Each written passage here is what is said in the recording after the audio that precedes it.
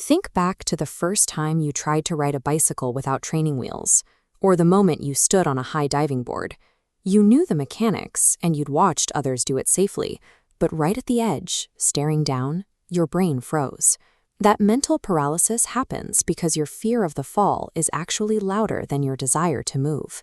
Liam O'Flaherty places this exact psychological block onto the protagonist of his story, a young seagull perched high on a cliff. While the author himself was a veteran of complex human struggles, he uses this simple bird to show how fear can trap anyone, regardless of species. This image shows why the young bird was so hesitant. The cliff face drops off into a massive, miles-deep expanse of ocean. From his narrow ledge, the distance between the sky and the water looks like a guaranteed disaster. His younger siblings didn't have this problem. Despite having shorter wings, they had run to the edge, flapped, and taken off. Every time the older seagull tried to klappibam, his heart failed him.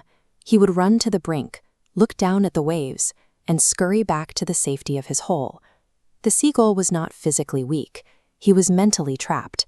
He was so convinced that his wings would never support him that he stopped trying to use them. He was living in the grip of a powerful illusion that his wings were a decoration rather than a tool for survival. His parents eventually lost their patience. They circled him, screaming in high-pitched voices and upbraying him for his cowardice.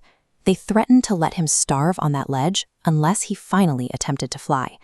This is a classic example of tough love. You might see this when a parent cuts off access to your phone to force you to study. They are removing the comforts that allow you to stay in your comfort zone.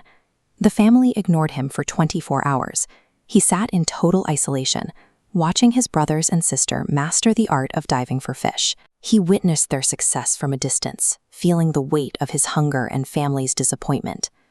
By the next morning, the heat was blazing on the ledge. He hadn't eaten a single scrap of food.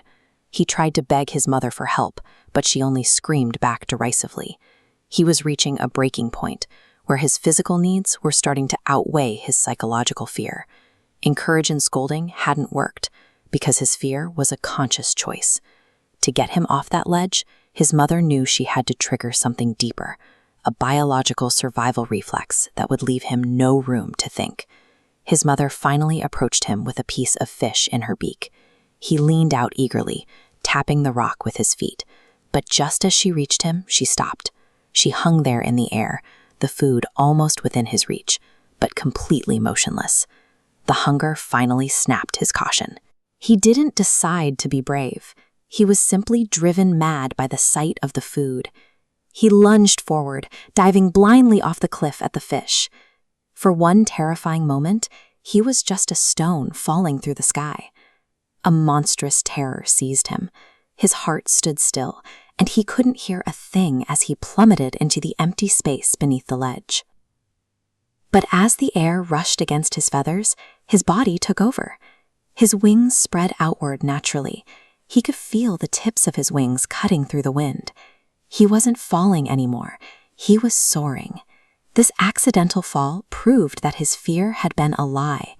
He didn't need to learn how to fly while he was falling. He already possessed the ability.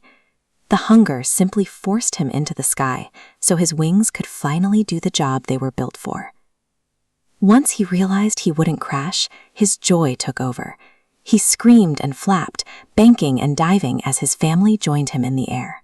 The coward was now a part of the flock, celebrating a victory he had been too afraid to even imagine. He faced one last moment of doubt trying to land. His legs sank into the sea, and for a second he panicked again. But as his belly touched the water, he realized he could float.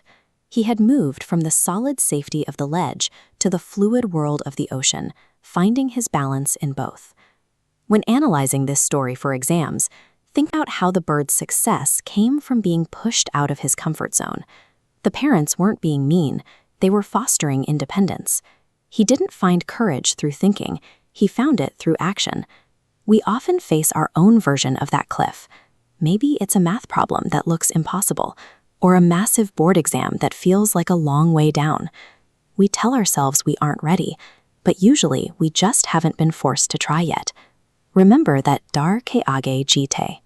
The fear is the boundary that keeps you from seeing what you're actually capable of doing. Like the seagull, you might find that you don't need a miracle to succeed. You just need to move past the paralysis and let your own abilities take over.